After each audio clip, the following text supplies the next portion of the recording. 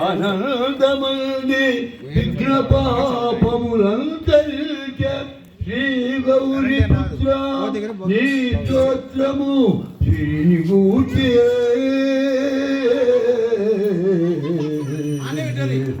నిరత సత్య ప్రౌఢి ధరణి లేలిన హరిశ్చంద్రుడి ధరబాసి తనగలేదే ఎల్లలోకములేలే నెరదుడి నలరాజు తన వెంట భూమిని గొనుతుతననే కృతయుగంపునలంకృతిగజేయు మాందాత తిరిగూట గట్టుగా అరిగినాడే జలధి చేతువు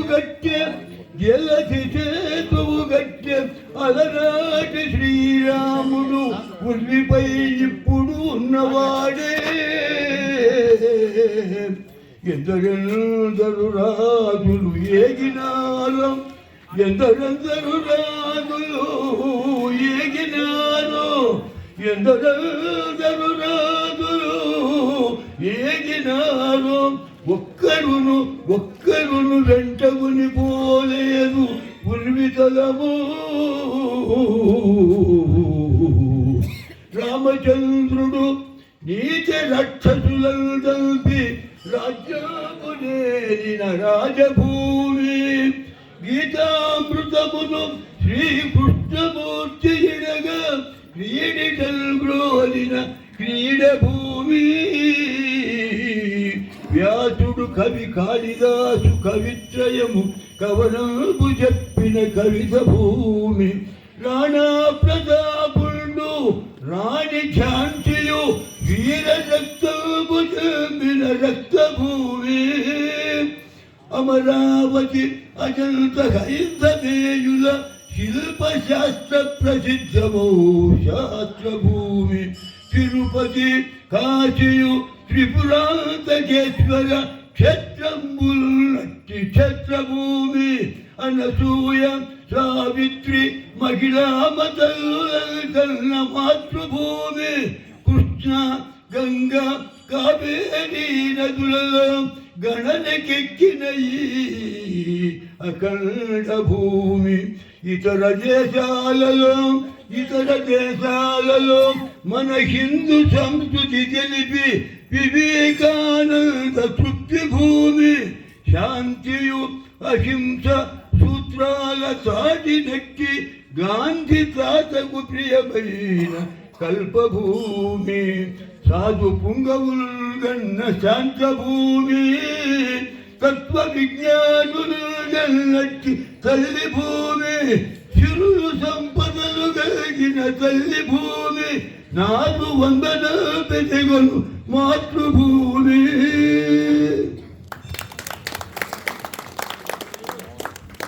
చిన్న సవరణ 98 సంవత్సరాలు.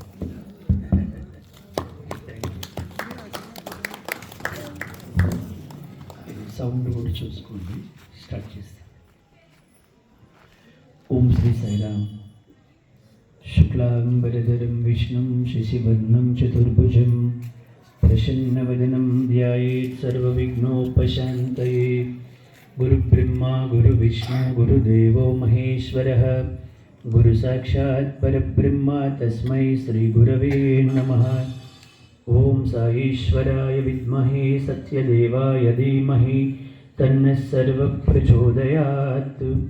ఓం భూర్భువస్సువః తత్సవితుర్వరేణ్యం భర్గో దేవస్య ధీమహి ధియో యో నః ప్రచోదయాత్. వ్యాసాయ విష్ణురూపాయ వ్యాసరూపాయ విష్ణవే నమో వై బ్రహ్మనిధయే వాసిష్ఠాయ నమో నమః. కూజంతం రామ రామేతి మధురం మధురాక్షరం ఆరోహ్య కవితాశకాం వందే వాల్మీకికోకిలం. శృతిస్మృతిపురాణానాం ఆలయం కరుణాలయం నమామి భగవత్పాదాం శంకరం లోకశంకరాం. వగర్ధావివ సంపృక్తౌ వగర్ధప్రతిపత్తయే జగతః పితరౌ వందే పార్వతీ పరమేశ్వరౌ. శ్రీరామ రామ రామేతి రమే రామే మనోరమే సహస్రనామ తత్తుల్యం రామనామవరాననే. ఆపదామపహర్తారం దాతారం సర్వసంపదాం లోకాభిరామం శ్రీరామం భూయో భూయో నమామ్యహం. యునాదకీర్తనం తత్ర తత్ర కృతమస్తకాంజలిం బాష్పవారి పరిపూర్ణలోచనం మారుతిం నమత రాక్షసాంతకం. వసుదేవికి, సీతామాతకు, లక్ష్మణ స్వామికి, ఆంజనేయ స్వామికి. నమ పార్వతీపతయే హర హర మహాదేవ శంభో శంకర. ఏడుకొండలవాడ వెంకటరమణ గోవింద గోవింద. సత్యసాయి బాబాజీకి. శగరమందాత్రాది సచక్రవర్తుల అంకసీమను నిలిపిన పుణ్యభూమి. మత్స్య, కూర్మ, వరాహ, నారసింహ, వామన, పరశురామ, రామ, బలరామ, కృష్ణ మున్నగు దశావతారములను కన్న ధన్యభూమి. సీత, సావిత్రి, అరుంధతి, అనసూయ, దమయంతి, చంద్రమతి మున్నగు పతివ్రతామ తల్లుల కన్న పవిత్ర భూమి. ప్రహ్లాదుడు, ధ్రువకుమారుడు, అన్నమయ, తుకారాం, మీరా, రాధ మున్నగు భక్తాగ్రేషులను కన్న భరతభూమి. మాతలకు మాత నా భరతమాత. అట్టి నా భరతమాత దివ్య పాదార విందములకు నమస్సుమాంజలు అర్పిస్తూ మీ అందరికీ ప్రేమతో సాయిరాం. పరమాత్ముడి యొక్క అవ్యాజమైనటువంటి కరుణతో పరమ పవిత్రమైనటువంటి శివాలయము, రామాలయము, జనార్దన స్వామి, మహిషాసురమర్దని, అలాగే అమ్మవారు లక్ష్మీదేవి వాళ్ళ దివ్య సన్నిధిలో పవిత్రమైనటువంటి మీ గ్రామంలో ఈరోజు నేను ఈ పర్యాయం వచ్చే ట్రిప్పుకి ఆఖరి సత్సంగాన్ని స్వామివారు ఇక్కడ ఏర్పాటు చేశారు. 14 రోజులుగా ప్రవచనాలు చెప్తూ ఉన్నాను. ఇది 14వ ప్రవచనం ఈ రోజుతో స్వామి దయ.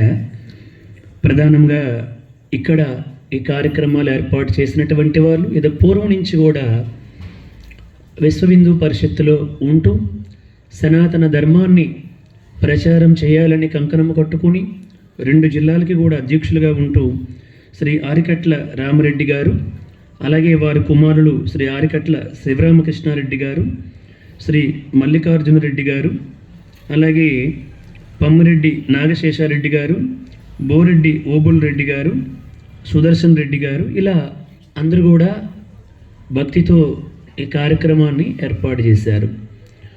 పరమ పవిత్రమైనటువంటి ఈ భారతదేశంలో పుట్టడమే అనేక జన్మల పుణ్యఫలం.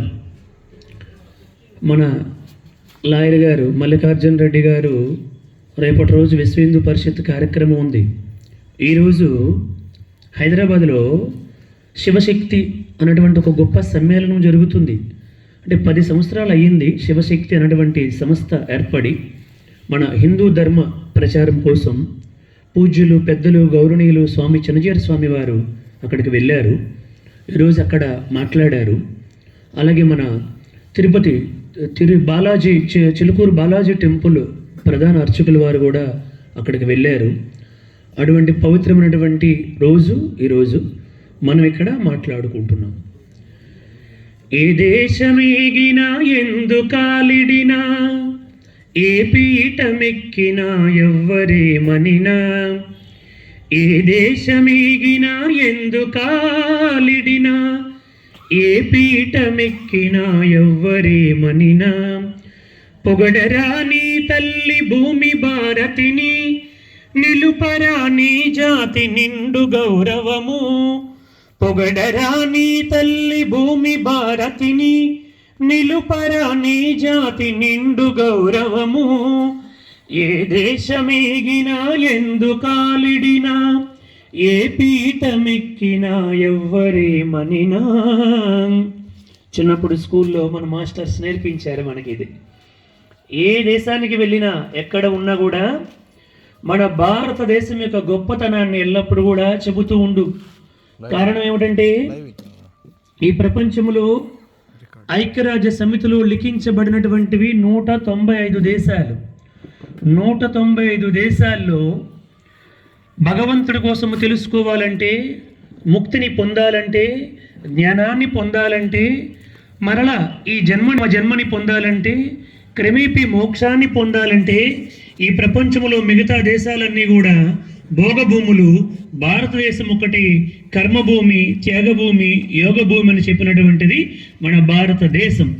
అటువంటి భారతదేశంలో పుట్టడమే అనేక జన్మల పుణ్యఫలం. భారత్ మాతాకు, భారత్ మాతాకు, భారత్ మాతాకు. అటువంటి దేశములో మనందరం కూడా పుట్టాం. ప్రపంచ దేశాలన్నీ కూడా పదార్థాలపై పరిశోధన చేస్తే భారతీయులు యథార్థాలపై పరిశోధన చేశారు. ప్రపంచ భారతీయులు వాస్తవాలపై పరిశోధన చేశారు. ప్రపంచ దేశాలన్నీ సుఖాలపై పరిశోధన చేస్తే భారతీయులు శాంతిపై పరిశోధన చేశారు. అటువంటి దేశములో పుట్టడము అనేక జన్మల పుణ్య ఫలమని చెప్పి మనకి శాస్త్రాలు చెబుతున్నాయి.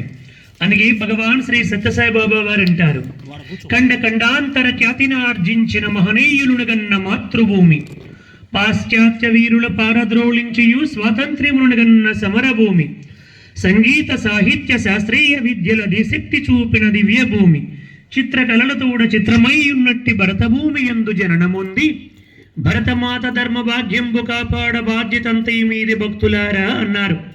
అంటే ఈ భారతదేశం యొక్క భాగ్యాన్ని కాపాడవలసినటువంటి బాధ్యత మనందరిపైన ఉంది అని చెప్పారు. ఒకసారి బాబా వారు ఇలాగే ప్రవచనం చెప్తున్నారు. నాకు లాయర్ గారి ముందే ఇంట్రడక్షన్ బాగా చెప్పారు. ఏం చెప్పారంటే, ఇక్కడ ఇంతకు పూర్వం సత్యసాయి సంస్థ ఉండేది.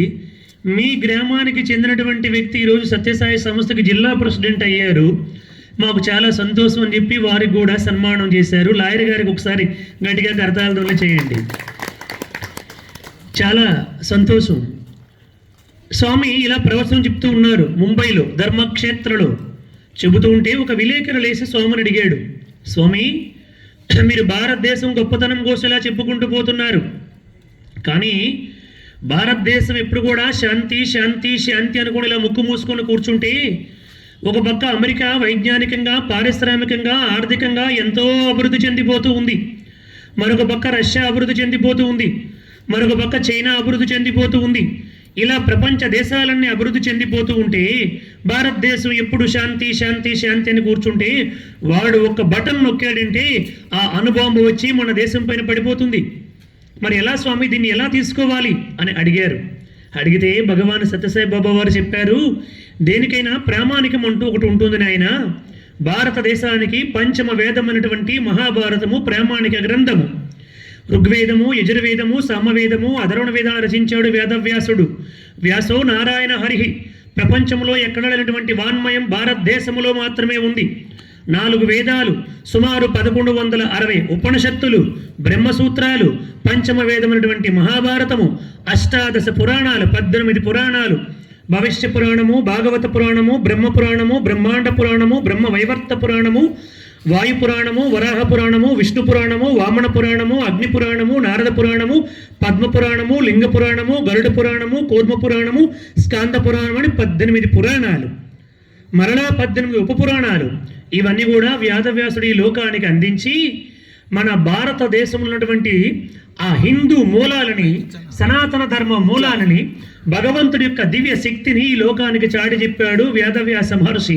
వేదవ్యాస మహర్షికి ఆయన ఈ లోకానికి ఇంత వాంగ్మయాన్ని అందించాడు కాబట్టి మనందరం ఈరోజు ఇంకా మన ధర్మాన్ని కొంచెమైనా పాటించగలుగుతున్నాము.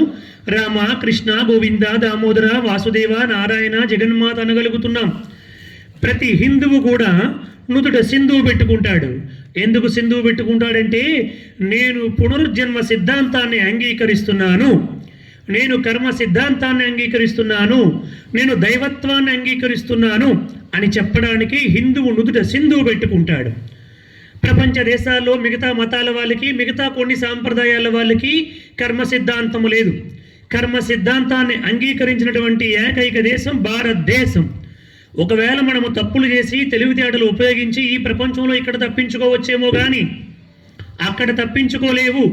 చేసిన ప్రతి పుణ్యానికి పుణ్య ఫలితం వచ్చే తీరుతుంది, ప్రతి తప్పుకి కూడా శిక్ష వచ్చే తీరుతుంది అని అంగీకరించినటువంటి ఏకైక దేశం భారతదేశం. భారత్ మాతాకు. అంత గొప్ప దేశం మన భారతదేశం మాట. మిగతా దేశాల్లో తెలివిగా తప్పించుకుంటే చాలు, అందుకని అక్కడ ఏమంటారంటే ఎంజాయ్ చేస్తే చాలు అంటారు. వీకెండ్స్, శనివారం ఆదివారం వస్తే బాగా ఎంజాయ్ చేయాలంటారు. మనకి వీకెండ్స్ అంటూ ఏమీ లేవు. కాబట్టి ఆయన అడిగాడు, స్వామి ఎప్పుడు భారతదేశం శాంతి శాంతి అనుకుని కూర్చుంటే, ప్రపంచ దేశాలన్నీ అభివృద్ధి చెందిపోతూ ఉంటే ఏమిటి మన దేశం పరిస్థితి అంటే, నాయన మహాభారతాన్ని నువ్వు ప్రామాణికంగా తీసుకో. ఈ మహాభారతంలో ధర్మరాజు, భీముడు, అర్జునుడు, నకులుడు, సహదేవుడు 5గురు ఉన్నారు. ఈ ధర్మరాజు ఎప్పుడు శాంతి శాంతి శాంతి అంటాడు. తన భార్యను వేరొకడు వచ్చి ఎత్తుకుని పోయినా కూడా ధర్మరాజు వచ్చి, ఒరే నాయన వాడు మనకి, అది మన చెల్లి, వాడు మనకి బాగా అవుతాడు, వాడిని ఏమీ చెయ్యొద్దు, వదిలిపెట్టేయండి అని చెప్పినటువంటి శాంతమూర్తి ధర్మరాజు. మహా గొప్ప ధర్మాత్ముడు. అంత యుద్ధానికి కవ్వించి కాలు దువ్వినప్పటికీ కూడా కృష్ణ పరమాత్ముని అనేక పర్యాయాలు పంపించి, కృష్ణ నాకు యుద్ధం వద్దయ్యా, నాకు చాలా బాధగా ఉంది, వెళ్ళి సంధి కుదుర్చు అని చెప్పాడు. అంటే అప్పుడు ధర్మరాజు అనేక విధాలుగా కృష్ణుడు ప్రార్థిస్తే, కృష్ణ వాళ్ళు వినరయ్యా, మూర్ఖులు, వాళ్ళకి పాప భీతి లేదు, దైవ ప్రీతి లేదు, సంఘనీతి లేదు, స్వార్థ స్వప్రయోజనాలు మాత్రమే హృదయంలో ఉన్నాయి కాబట్టి వాళ్ళు వినరు అని చెప్పాడు. అయినా కూడా కృష్ణుని పంపిస్తే కృష్ణ పరమాత్ముడు స్వయముగా వెళ్ళాడు. వెళ్ళి ఆ సంధి విఫలమైపోతే కృష్ణుడు వచ్చేసాడు. వచ్చేస్తే ధర్మరాజు వెళ్ళి, కృష్ణ ఏమైంది అని అడిగాడు. భుజం మీద చెయ్యి వేసి చెప్పాడు కృష్ణ పరమాత్ముడు, ధర్మరాజా నీకంటే అవ్యాజమైనటువంటి కరుణ ఉంది, ఈ గొడవలు వద్దు, అల్లర్లు వద్దు, అందరమీ కలిసిమెలిసి ఆనందంగా జీవిద్దామన్నటువంటి విశాలమైన హృదయం నీకుందయ్యా.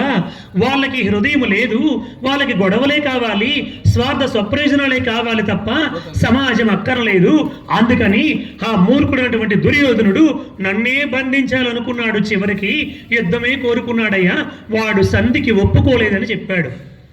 అప్పుడు ధర్మరాజు ఏడుస్తూ అలా తోటలోనికి వెళ్ళిపోయి ఒక చెట్టు కింద కూర్చున్నాడంట. అంటే ధర్మరాజు ఎంత గొప్పవాడో మహాభారతం చదివితే తెలుస్తుంది. 1,05,000 పైచిలుకు శ్లోకాలు మహాభారతాన్ని వ్యాసుడు అందించాడు. ఏడుస్తూ కూర్చున్నాడంట. ఏమిటి అంతా, మరి ఇంకా యుద్ధానికి సిద్ధమైపోతుంటే మా అన్నయ్య ఎక్కడని చెప్పి అర్జునుడు వెళ్ళాడు. వెళ్తే ధర్మరాజు ఒక చోట ఏడుస్తూ ఒక చెట్టు కింద కూర్చున్నాడంట.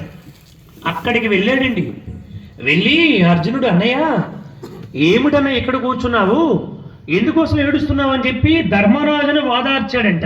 ఏమని, అన్నయ్య యుద్ధానికి భయపడి ఏడుస్తున్నావా, మేమెవరం అన్నయ్య, కొండలు పిండి చేయగల కూరిమి తమ్ములమైన మేము నీ అండగనుండగా, కొండలు పిండి చేయగల కూరిమి తమ్ములమైన మేము నీ అండగనుండగా, కృష్ణ పరమాత్ముడు పెట్టని కోటవలే మనకుండగా, రణంబులాపల జయాన్నతి గూర్పగ నించుచుండ, ఈ మొండితనం బదేల అగ్రజ, ఈ మొండితనం బదేల. అనయ్య ఇక్కడ కూర్చొని ఒంటరిగా ఏడుస్తున్నావా, ఎవరమన్నయ్య మేము, కొండలు పిండి చేయగల కూరిమి తమ్ములమైన మేము నీ అండగనుండగా, కొండలు కూడా పిండి చేస్తామన్నయ్య మేము, అంత బలవంతులమి, గాంధీవు నా దగ్గర ఉంది, పరమేశ్వరుని మెప్పించి పాశుపతాస్త్రాన్ని పొందేనన్నయ్య. భయపడుతున్నావా యుద్ధానికి, ఏడుస్తున్నావా ఇక్కడ కూర్చొని ఒంటరిగా, అంత గొప్పవాళ్ళం అన్నయ్య. కూరిమి తమ్ములమైన మేము నీ అండగనుండగా, సరే ఐకమత్యం లేదంటే అందరు అన్నదమ్ములవి కలిసిమెలిసి ఉన్నామన్నయ్య, నీ మాటకి ఎవరు జవదాటమన్నయ్య, నువ్వు ఏది చెబితే అదే ప్రామాణికమన్నయ్య. అటువంటి నేనున్నాను, భీమసేనుడు 10,000 ఏనుగుల బలవంతుడు, 8 కడవల నాగామృతాన్ని చిన్నప్పుడే తాగినటువంటి వాడు భీమసేనుడు. అందుకప్ప భీముడు ఉండగా, నేనుండగా, నకులు సహదేవులు ఉండగా ఇక్కడ కూర్చొని ఒంటరిగా ఏడుస్తున్నావా? సరే మనమే కాదనయ్య, మనకి కృష్ణ పరమాత్ముడు బలంగా ఉన్నాడు. ధర్మం ఎక్కడుందో కృష్ణుడు ఎక్కడుంటే అదే విజయం. అటువంటి కృష్ణ పరమాత్ముడు ఉండగా, నేనుండగా, భీముడు ఉండగా, నకులు సహదేవులు ఉండగా ఎందుకన్నయ్య అలా ఒంటరిగా కూర్చొని ఏడుస్తున్నావు అని అడిగితే అప్పుడు ధర్మరాజు చెప్పాడండి, ఒరే నాయనా, మనం చనిపోతాము యుద్ధంలోనే ఏడడం లేదురా, అజ్ఞానంతో అహంకారంతో నువ్వు ఎంత గొప్పవాడివో, నీ బలమేమిటో తెలియక, మన భీమసేనుడు బలమేమిటో తెలియక కయ్యానికి కాలు దువ్వుతున్నారు ఆ కౌరవులు, వాళ్ళు చనిపోతారని నేను ఏడుస్తున్నాను అన్నాడంటండి ధర్మరాజు. చూడండి, మనం చనిపోతామని అడ్డం లేదురా, నాకు తెలుసు నువ్వు ఎంత బలవంతుడివో. అర్జున, ఫల్గుణ, కిరీటి, సవ్యసాచి, ధనుంజయ, బిభిత్స, శ్వేతవాహన మున్నకు బిరుదాంకితములు కలిగినటువంటి వాడివి నువ్వు. పరమేశ్వరుని మెప్పించి పాశుపతాస్త్రాన్ని పొందినటువంటి వాడివి. ఇంకా భీముడి ఎంత 10,000 ఏనుగులు బలవంతుడు, మీ ముందు వాళ్ళెంత నాకు తెలుసు నాయన. కానీ తెలియక కయ్యానికి కాలు దువ్వి వాళ్ళు చచ్చిపోతారని ఏడుస్తున్నాను రా అన్నాడంటండి. అంత గొప్పవాడు ధర్మరాజు. సాయిబాబా గారు ఈ విషయాన్ని చెప్పి, అటువంటి ధర్మరాజుని భారతదేశం అనుకోండి, వాళ్ళు చనిపోతారు, వాళ్ళు అనవసరంగా డబ్బులు ఖర్చు పెట్టుకుంటారు, అనవసరంగా వ్యర్థమైనటువంటి పనులను కూడా చేస్తారు, వాళ్ళ సహాయాలు వీళ్ళ సహాయాలు తీసుకుంటారు, వాళ్ళందరికీ లేనిపోయినవని కూడా నూరు పోస్తారు అని అంతా కూడా పాపం మూట కట్టుకుంటారని ధర్మరాజు ఏడుస్తున్నాడయ్యా. అటువంటి దేశము మన భారతదేశం. తర్వాత ఇక అర్జునుడు, భీముడు ఉన్నాడు కదా, ఈ భీముడిని అమెరికా అనుకో అని చెప్పారు. అమెరికా ఏమిటి, ఎప్పుడు ఎవడు దొరుకుతాడా, ఏ వంక దొరుకుతుందా వాడిని తన గుప్పెట్లో పెట్టుకుందామని చూస్తుంది అమెరికా, మనందరికీ తెలిసినటువంటిదే. సో భీముడు ఎప్పుడు గద పట్టుకొని గిర గిర గిర గిర తిప్పుతూ ఎవడైనా యుద్ధానికి వస్తే బాగున్ను వాడిని అడ్డి విరగొడదామని చూస్తూ ఉంటాడంట భీముడు. ఆయనకి యుద్ధం కావాలి ఎల్లప్పుడు. అటువంటి వాడు అమెరికా అనుకో. ఇంకా రష్యా ఉంది కదా, దాన్ని అర్జునుడు అనుకో, సవ్యసాచి, 2 చేతులతో కూడా బాణాలు వేయగలిగినటువంటి వాడు.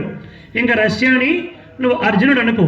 ఇంకా నకుల సహదేవుల్ని చైనా అనుకో, సింగపూర్ అనుకో, ఏదైనా ఒక దేశాలు అనుకో. మొత్తానికి ఎంత భుజబలం ఉన్నటువంటి భీమసేనుడు కానీ, ఎంత 2 చేతులతో గాంధీవాన్ని వేయగలిగినటువంటి అర్జునుడు కానీ, నకులుడు కానీ, సహదేవుడు కానీ ధర్మరాజు ముందు ఎప్పుడూ చేతులు కట్టుకునే ఉంటారు.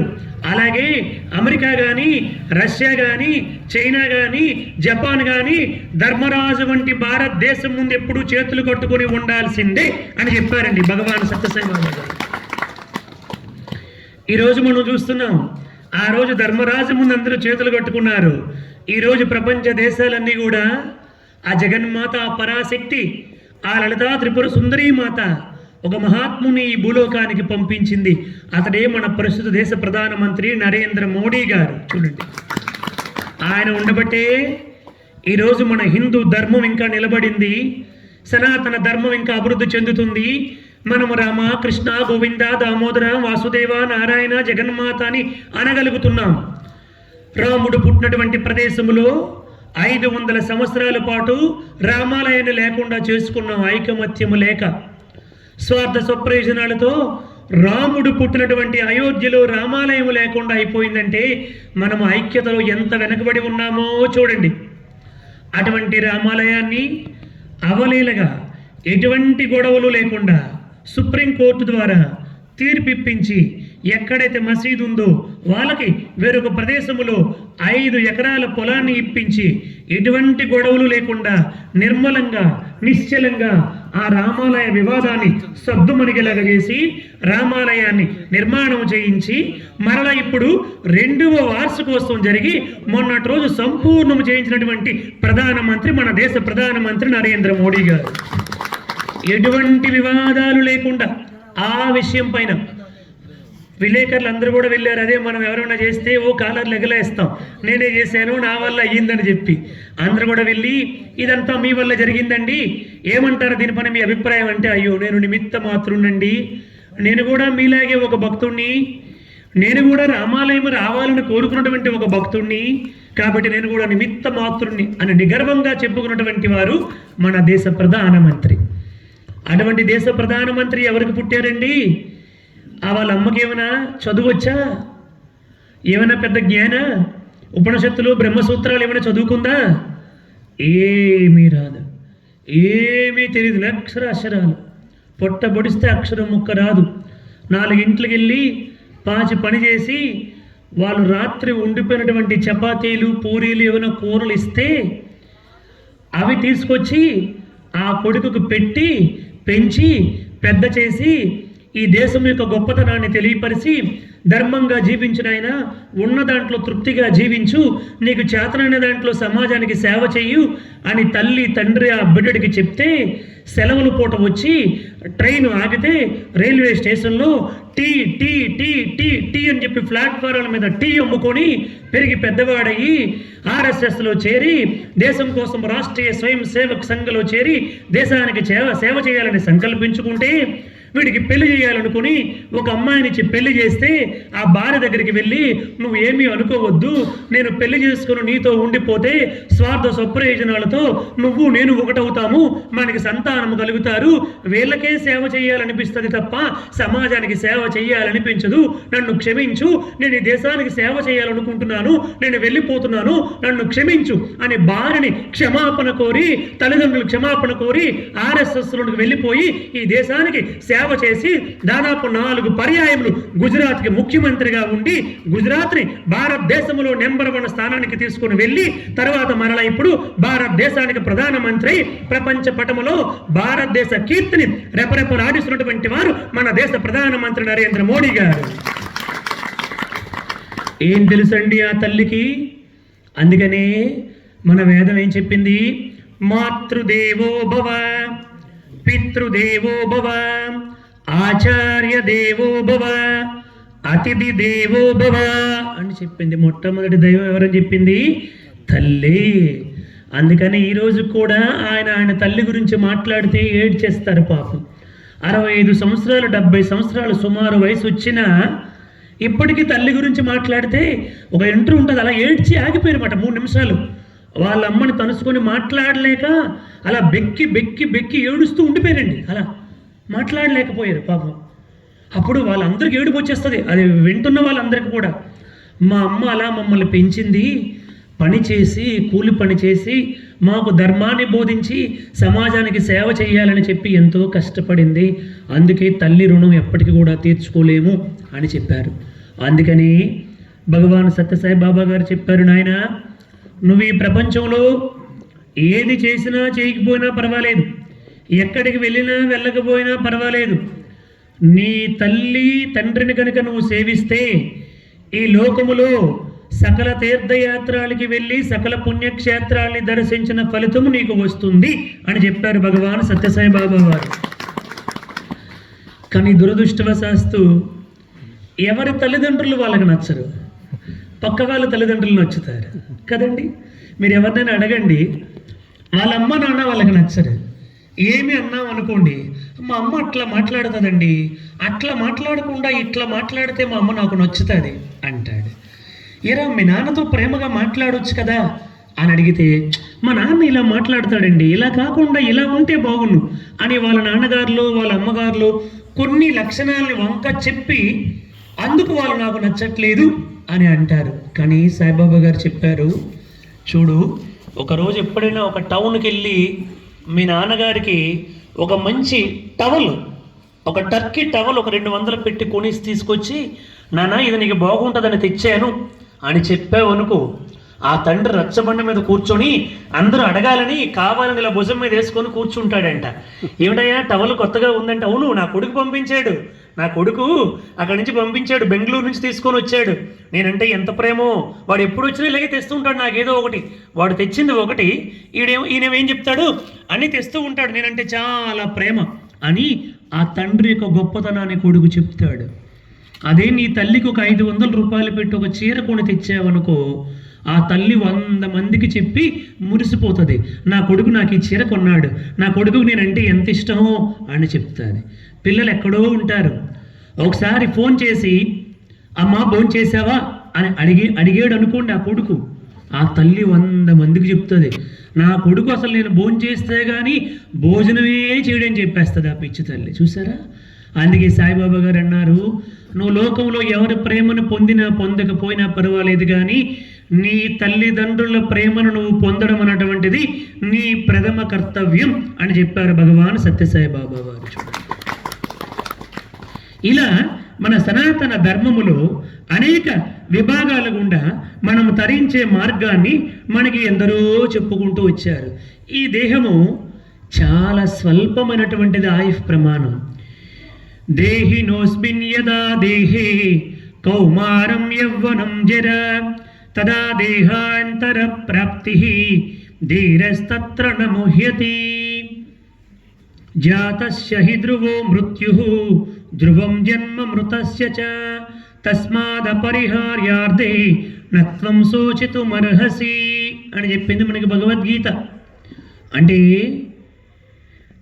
ఈ దేహాన్ని ధరించిన మనందరికీ కూడా బాల్యము, యవ్వనము, కౌమారము, వార్ధక్యము, మరణం అన్నటువంటిది తథ్యము. కానీ మనకి 4 తెలుసండి. మరణానంతర జన్మ ప్రాప్తి ఒకటి ఉంది అని మనకి తెలియదు. దాన్ని బల్ల బుద్ధి ఈ లోకానికి చెప్పినటువంటిదే సనాతన ధర్మము, హిందూ మతం.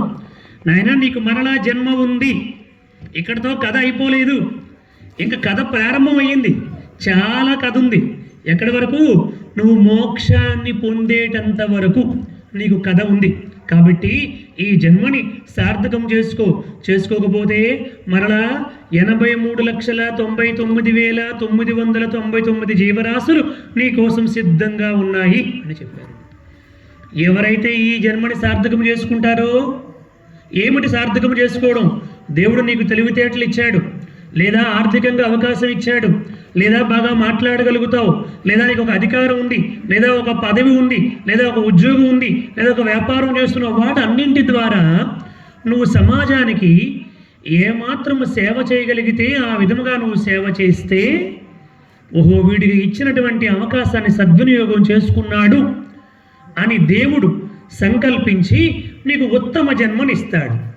ఈ ఇచ్చినటువంటి జన్మని సద్వినియోగం చేసుకోకపోతే వీడికి పదవి ఇచ్చాను, అధికారం ఇచ్చాను, భూములు ఇచ్చాను, సంపద ఇచ్చాను, ఉద్యోగం ఇచ్చాను, వ్యాపారం ఇచ్చాను, వీటి ద్వారా అన్యాయ అక్రమాలు చేసాడు తప్ప సమాజానికి ఏమీ సేవ చేయలేదు. కాబట్టి వీడికి మానవ జన్మ అవసరం లేదని చెప్పి భగవంతుడు సామాన్యమైనటువంటి భూమికి అడ్డముగా వెన్నుపాముతో తిరిగినటువంటి 83,99,999 జీవరాశుల జన్మల్లో ఏదో ఒక జన్మ మనకి ఇచ్చేస్తాడు.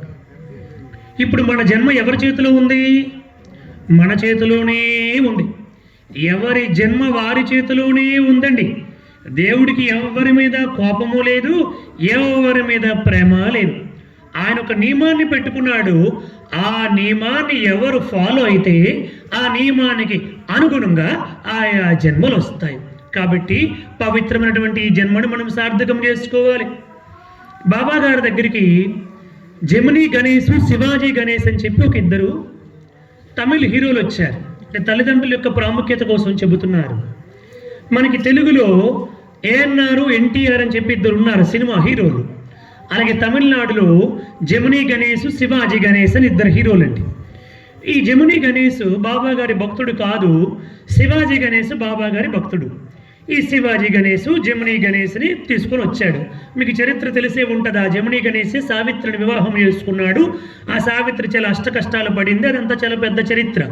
సరే పక్కన పెడితే పుట్టభర్తకు వచ్చాడు. వాళ్ళిద్దరూ చాలా గొప్ప హీరోలు, చాలా 100 కోట్లకు అధిపతులు, చాలా గొప్ప శ్రీమంతులు. సరే లోపలికి వచ్చారు. స్వామి ఏమో ఇంటర్వ్యూ రూమ్లోనికి వెళ్ళమని చెప్పారు. ఆ ఇంటర్వ్యూ రూమ్లోనికి వెళ్తే అక్కడ ఒకటే సింహాసనం బాబా గారికి ఉంటుంది. ఈ జమినీ గణేష్ వెళ్ళి ఆ బాబా గారి కుర్చీలో కూర్చున్నాడు. శివాజీ గణేష్ అరే తప్పురా, అది దేవుడిది, బాబా గారు అక్కడ కూర్చోవాలి, మనం కింద కూర్చోవాలి, దాంట్లో కూర్చోకూడదు అన్నారు. లేదు లేదు నేను ఇక్కడే కూర్చోను, నువ్వు కావాలంటే కూర్చో అన్నాడు ఆయన. అరే తప్పురా, అట్లా కూర్చోకూడదు, నిన్ను ఎందుకు అనవసరంగా తీసుకొచ్చాను నేను ఇక్కడికి, మన పరువు తీసేసేటట్టుగా ఉన్నామని కోప్పడుతున్నాడు. ఇంతలోపు బాబా గారు లోపలికి వచ్చేసారు. రాగానే లేచి నించున్నారు, నమస్కారం చేశారు. చేస్తే అప్పుడు బాబా గారు కూర్చో కూర్చో పర్వాలేదు అన్నారు. స్వామి కుర్చీలో స్వామి కూర్చో పర్వాలేదు అన్నారు. స్వామి వాడికి తెలియదు స్వామి, వాడు ఎప్పుడు రాలేదు పుట్టభర్తకి, ఇదే మొదటిసారి రావడం స్వామి, నేను తీసుకొని వచ్చాను, క్షమించండి స్వామి అన్నారు ఆయన. అప్పుడు స్వామి అన్నారు, లేదు లేదు, వాడికి నా సింహాసనంలో కూర్చున్న అదృష్టాన్ని నేనే కలిగించాను అన్నారు స్వామి. స్వామి అది ఎట్లా స్వామి అని శివాజీ గణేష్ ఆశ్చర్యపోతూ అడిగాడు. అప్పుడు బాబా గారు చెప్పారు, వీడు ప్రతిరోజు కూడా షూటింగ్లో చాలా బిజీగా ఉంటాడు. ఉదయం లేచి నుంచి రాత్రి పడుకునేటంత వరకు చాలా బిజీగా ఉంటాడు. అయినప్పటికీ ప్రతిరోజు వాళ్ళ అమ్మ నాన్న కాళ్ళకి నమస్కారం చేసిన తర్వాతే షూటింగ్కి వెళ్తాడు. ఒకవేళ విదేశాలకు వెళ్ళాడు అనుకో, ఎక్కడికైనా అమెరికాయో చైనాయో రష్యా ఎక్కడికైనా షూటింగ్లకు వెళ్ళాడు అనుకో, వాళ్ళ అమ్మ నాన్న ఫోటో సూట్ కేసులో పెట్టుకొని తీసుకొని వెళ్తాడు. అలా వెళ్ళి వాళ్ళ అమ్మా నాన్నకి నమస్కారం చేసిన తర్వాతే షూటింగ్లో పాల్గొంటాడు. అలా ప్రతిరోజు అమ్మా నాన్నకి నమస్కారం చేస్తున్నాడు కాబట్టి నా సింహాసనములో కూర్చున్న అదృష్టాన్ని నేనే వీడికి కలిగించాను అన్నారు బాబాగారు. వెంటనే జముని గణేశు బాబావారి పాదాలపైన పడిపోయాడు. స్వామి, ఈ విషయం నన్ను తీసుకొచ్చిన శివాజీ గణేష్కి తెలియదు, నేను ఎవరికి చెప్పను, నేను ఇదే మొదటిసారి చెప్పడము, మీరు తెలుసుకోగలిగారంటే మీరు సాక్షాత్తు దైవాంశ సంభూతులే స్వామి అని స్వామి కాలుపైన పడ్డాడు. బంగారు, తల్లిదండ్రులకి సేవ చేస్తున్నావు, తల్లిదండ్రులకు నమస్కరిస్తున్నావు, వాళ్ళని గౌరవిస్తున్నావు, ఈ సాయిబాబాకి చాలా సంతోషమయ్యింది, నిన్ను ఎల్లప్పుడూ నేను జాగ్రత్తగా చూసుకుంటాను అని చెప్పారు. చూసారా? అంటే భగవంతుడికి నమస్కరిస్తే, భగవంతుడికి పూజిస్తే, అంటే తల్లిదండ్రులకి పూజిస్తే భగవంతుడికి పూజించినట్లే అని చెప్పి ఈ దృష్టాంతం ద్వారా మనకి అర్థమవుతుంది. మహాభారతములో గాంధారి కూడా అదే అంటుంది.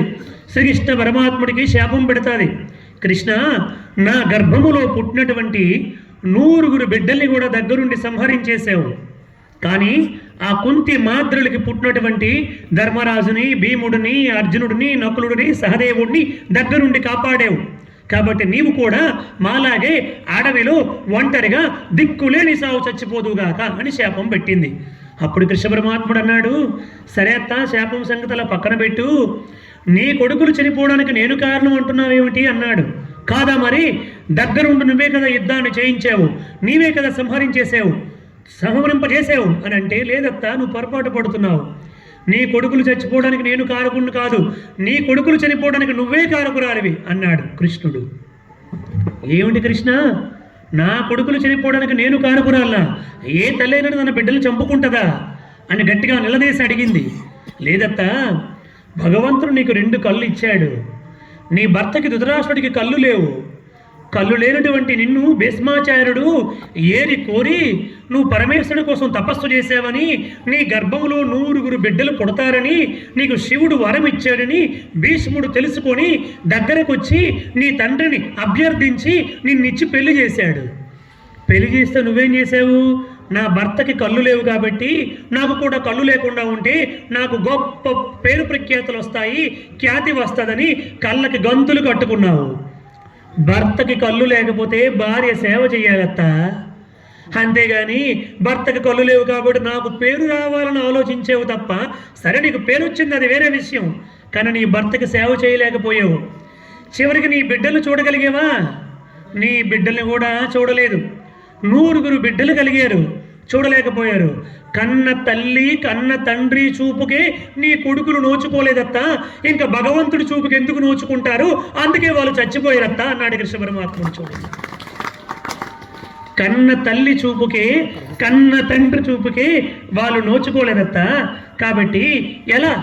అందుకోసమనే వాళ్ళు చనిపోయారు. కాబట్టి ఎల్లప్పుడూ కూడా తల్లిదండ్రుల్ని గౌరవించాలి అని చెప్పారు. పరమాత్ముడి యొక్క అనుగ్రహాన్ని పొందడానికి ఇటువంటి సత్సంగాలు, ఇటువంటి భజనలు, ఇటువంటి పూజలు ఇవన్నీ ఏర్పాటు చేశారు. సత్సంగత్వే నిస్సంగత్వం, నిస్సంగత్వే నిర్మోహత్వం, నిర్మోహత్వే నిశ్చలతత్వం, నిశ్చలతత్వే జీవన్ముక్తి అన్నారు. జీవుడు ముక్తిని పొందాలంటే సత్సంగము ఒక్కటే మార్గము, ఈ సత్సంగము వల్లే జీవుడు ముక్తిని పొందుతాడు అన్నారు. కారణం ఏమిటి? ఈ సత్సంగములో దేవుడి కోసం మనం మాట్లాడుతూ ఉండడం వల్ల, ఎదురుగా కూర్చొని మనం వినడం వల్ల కొన్ని నిర్ణయాలు మన మనస్సులో తీసుకుంటాం. ఈ రోజు నుంచి మా అమ్మ నాన్నని ప్రేమగా చూడాలి, వాళ్ళని ఏమీ అనకూడదు, మా ఇంట్లో ఉన్నటువంటి అత్త మామల్ని ప్రేమగా చూడాలి, మా ఇంట్లో ఉన్నటువంటి వృద్ధుల్ని పెద్దల్ని గౌరవంగా చూడాలి, భక్తిగా చూడాలి అని సత్సంగములో కూర్చున్నప్పుడు మన మనస్సు ప్రతిస్పందిస్తుందంట. అందుకనే సత్సంగములో ఉండాలి. త్యజ దుర్జన సంసర్గం, భజ సాధు సమాగం, కురు పుణ్యం అహోరాత్రం అన్నారు.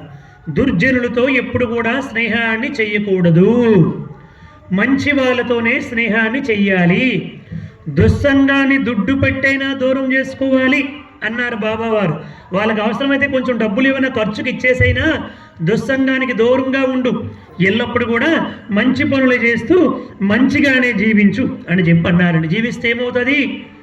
వచ్చే జన్మలో కూడా ఈ భక్తి భావన నీకు ఉంటుంది. ఈ జన్మలో కూడా దేవుడు నిన్ను కాపాడుతాడు, వచ్చే జన్మలో కూడా దేవుడు నిన్ను కంటికి రెప్పలాగా కాపాడుతాడు. భగవాన్ బాబా వారి దగ్గర ఒక డ్రైవర్ ఉండేవాడు. ఆయన పేరు కృష్ణ.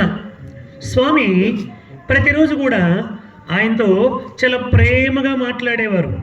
కృష్ణ కృష్ణ కృష్ణ అని చెప్పి ఎల్లప్పుడూ అంటూ ఉండేవారు. ఒకసారి స్వామి వెళ్తూ ఉంటే అది ఏసీ ఫెయిల్ అయింది. ఆయనకి బాగా చెమటలు విపరీతంగా పూసాయి స్వామికి. స్వామి కర్చీఫ్తో చెమటలు తుడుచుకుంటూ తన డ్రైవర్ కృష్ణకు కూడా చెమటలు తుడిచారు తన కర్చీఫ్తో. అప్పుడు లోపల కారులో ఉన్నటువంటి వాళ్ళు, స్వామి ఏమిటి స్వామి డ్రైవర్ కూడా మీ కర్చీఫ్తో తుడుస్తున్నారంటే, వాడు ఎవరు అనుకున్నారు, నేను షిరిడి సాయిబాబాగా ఉండేటప్పుడు అక్కడ వీడికి ఒక అంగడి ఉండేది, అక్కడ అందరూ కూడా నేను అన్నీ ఒక్కటేనని చెప్పి నేను రామాలయాలకు వెళ్ళి దేవుడు ఒక్కటే అనేవాడిని, అక్కడ మసీదులు నాకు ఉండడానికి ఆశ్రయం ఇచ్చారు కాబట్టి అక్కడికి వెళ్ళి సబ్కా మాలిక్ ఏకే అనేవాడిని, శివుడే దేవుడు అనేవాడిని, అందువల్ల హిందువులు ముస్లింలు ఇద్దరు కూడా నన్ను కొట్టేవారు. అలా కొట్టేటప్పుడు వీడు అంగడిలో ఉండేవాడు, అక్కడ అడ్డంగా వచ్చి అతన్ని కొట్టొద్దు, అతను మహానుభావుడు, అతను చెబుతున్నటువంటి సత్యము అది జ్ఞానము, అతన్ని కొట్టొద్దు అని అడ్డుపడేవాడు. అలా ఆనాడు నా కోసం రాళ్ళ దెబ్బలు తిన్నాడు కాబట్టి ఈరోజు నేను వాడిని నా దగ్గర డ్రైవర్గా పెట్టుకొని వాడికి నేను సేవ చేస్తున్నానని చెప్పారు బాబావారు. చూడండి, మనము ఈరోజు ఏది చేసినా దానికి 100 మనకి దేవుడు తిరిగి ఇస్తాడు. అందుకని ఏం కోరుకున్నాడు, పత్రమో పుష్పమో ఫలమో తోయమో భక్తి కలుగు వాడికి వసడగవన్న మాట సత్యమే అయినా నీవు ఈ తులసీ దళమునకు తూగుదువుగాక అని చెప్పి రుక్మిణీదేవి వచ్చి ఒక తులసీ దళాన్ని వేస్తే అని తూగిపోయాడు. బాహ్యంలో ఉన్నటువంటి ఆర్భాట ఆడంబరాలకి భగవంతుడు లొంగలేదు. డబ్బులు ఉన్నటువంటి వాళ్ళు, అవకాశాలు ఉన్నటువంటి వాళ్ళు ఏమైనా చేయొచ్చు, కానీ అని చూసినటువంటిది ఏమిటి, కేవలం భక్తి ఒక్కటి. పరమేశ్వరుడి మీద పోయి ఏం వేస్తున్నాము, చెంబుడు నీళ్ళు వేస్తున్నాము. ఇప్పుడు నన్ను ఇక్కడ కూర్చోబెట్టారు చాలా గౌరవంగా స్పీచ్ చెప్పమని చెప్పి, మీలో ఎవరైనా వచ్చి నా మీద చెంబుడు నీళ్ళు వేస్తే ఊరుకుంటానా, ఏమమ్మా మీకు బుద్ధి లేదా అంటాను కదా, కోప్పడిపోతాను. కానీ ఆ లోపల ఉన్నటువంటి శివుడి మీద చెంబుడు నీళ్ళు వేస్తే ఆ నీళ్లు తీసుకొని మనల్ని అనుగ్రహిస్తున్నటువంటి వాడు శివుడు. మనకి రుద్రములో ఏమని చెబుతున్నాము, ఓం నమో భగవతే రుద్రాయ నమస్తే రుద్రమన్యవభుతోత ఇషవే నమః నమస్తే యస్తు భగవన్ విశ్వేశ్వరాయ మహాదేవాయ త్రయంబకాయ త్రిపురాంతకాయ త్రికాగ్నికాలాయ కాలాగ్నిరుద్రాయ నీలకంఠాయ మృత్యుంజయాయ సర్వేశ్వరాయ సదాశివాయ శ్రీమన్మహాదేవాయ నమః అంటూ మనం పోసింది ఏంటి, నీళ్ళు. ఆయన నీళ్లు తీసుకొని మనకి అమృతాన్ని ఇస్తున్నాడు, మనకి సకల సౌభాగ్యాలను ఇస్తున్నాడు. ఎక్కడున్నటువంటి ఆకులు అలములు తీసుకొచ్చి బిల్వ పత్రాలు తీసుకొచ్చి ఆయన మీద వేస్తున్నాం, ఆయన మీద 2 పువ్వులు వేస్తున్నాం. ఆయనకి ఏదో మనకు ఉన్నటువంటి తోచిన నైవేద్యాన్ని పెడితే ఆయన మనకి అద్భుతముగా అనుగ్రహించి మనల్ని ఎల్లప్పుడూ కాపాడుతూ ఉన్నాడు పరమేశ్వరుడు. అటువంటి పరమేశ్వరు యొక్క నామాన్ని చెప్పడానికి నేను ప్రతి చోటి విషయాన్ని చెబుతానండి. కారణం ఏమిటంటే ఓం నమః శివాయ అని చెప్పడానికి 108 సార్లు చెప్పడానికి 3 నిమిషాలు పడుతుందండి. 108 సార్లు చెప్పడానికి ఎన్ని నిమిషాలు పడుతుందండి, 3 నిమిషాలు. మేము ఇప్పుడు కారులో కోవిలకుంట నుంచి బయలుదేరి ఇక్కడికి రావడానికి అరగంట పట్టిందండి. అంటే సుమారు ఒక 1000 ఓం నమః శివాయ, నేను ఓం శ్రీ సాయిరామ్ 1000 సార్లు చెప్పుకున్నాను. నాతో పాటే కారులో ఉన్నటువంటి వాళ్ళందరూ కూడా ఈ రోడ్డు ఎట్లా ఉంది, ఆ రోడ్డు ఎట్లా ఉంది, ఇది ఎట్లా ఉంది, అది ఎట్లా ఉంది, ఈ కలవర్ట్ ఏంటి, ఆ కలవర్ట్ ఏంటి అని మాట్లాడుకున్నారు. అందుకని భగవంతుడి యొక్క నామాన్ని మనం చెప్పుకుంటే మన అకౌంట్లో పుణ్యం పడుతుంది. ఈ రోడ్లు టాపిక్ కానీ, ఈ కలవర్ట్లు టాపిక్ కానీ ఏదైనా అవసరమైతే మాట్లాడడం తప్పు లేదు. వ్యర్థంగా మనం మాట్లాడడం వల్ల ఏమవుద్దంటే మన శక్తి వ్యర్థం అయిపోతుంది. అందుకని రచ్చబండ మీద కూర్చొని తుచ్చమైన మీటింగులు పెట్టుకునే బదులు ఎల్లప్పుడు కూడా భగవంతుడి యొక్క నామాన్ని స్మరించాలి అని చెప్పన్నారు. నీకు లోపల హెడ్ అనే ట్యాంకులో ఏది ఉంటే నీ నోట్లో నుంచి అదే వస్తుంది. నీకు లోపల దైవ భక్తి ఉంటే నీ నోట్లోంచి దైవభక్తి విషయాలే వస్తాయి, దైవ నామస్మరణే వస్తుంది.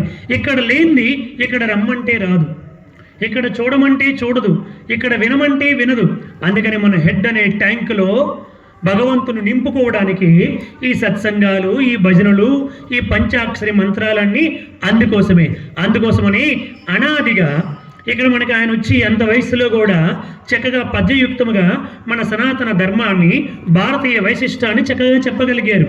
అంటే ఈ గ్రామంలో భజనలు జరుగుతూ ఉన్నాయని అర్థమవుతూ ఉంది.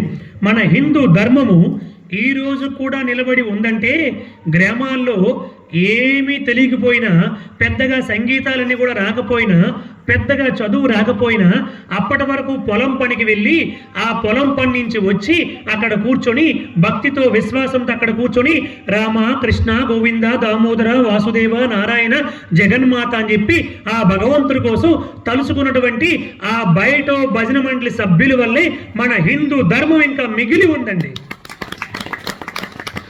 అలా వాళ్ళకి ఏమీ తెలియకపోయినా ధర్మాన్ని నిలబెట్టారు, ఆ భజనలు చేసుకుంటూ వచ్చారు.